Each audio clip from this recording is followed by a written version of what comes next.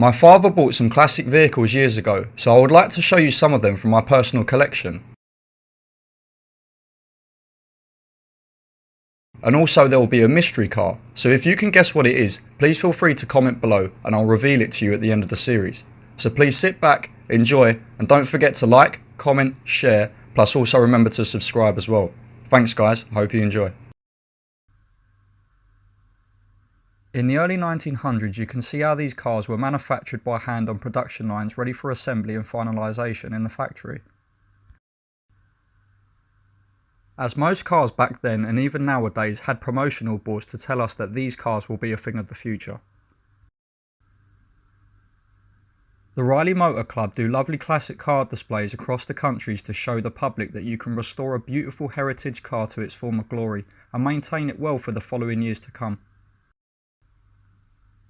The members are very polite to talk to and have loads of great advice if you're thinking about restoring a classic car yourself or thinking about restoring one in the future.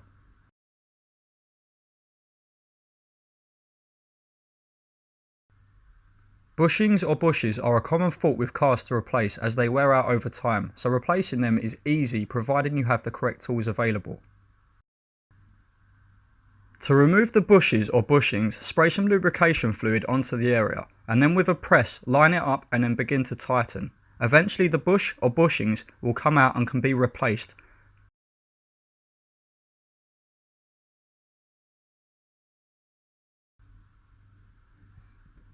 A car's electrical system can be the cause of many different problems, so it is best to look at your wiring diagram and then trace every single wire back to its position.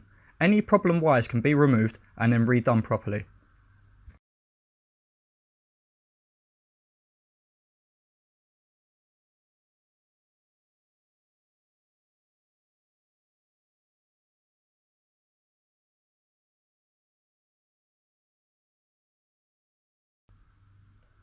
Using some body fillers to help you get a good finish on your car is a very bad idea, as all it does is hide the main problems. But by using a method called lead loading, it will benefit massively as it won't fall out like any other fillers. If some of the panels on your car need to be replaced or welded, you have a choice of buying a welder and doing the job yourself, or you can get in contact with your local welding services to help you finish your project. Storing a car away for the winter in a garage is a great way to look after your car, but as condensation will build up in freezing temperatures, it's a good idea to use a dehumidifier to prevent any excess moisture. Well, you know I had some hard days out in the falling rain.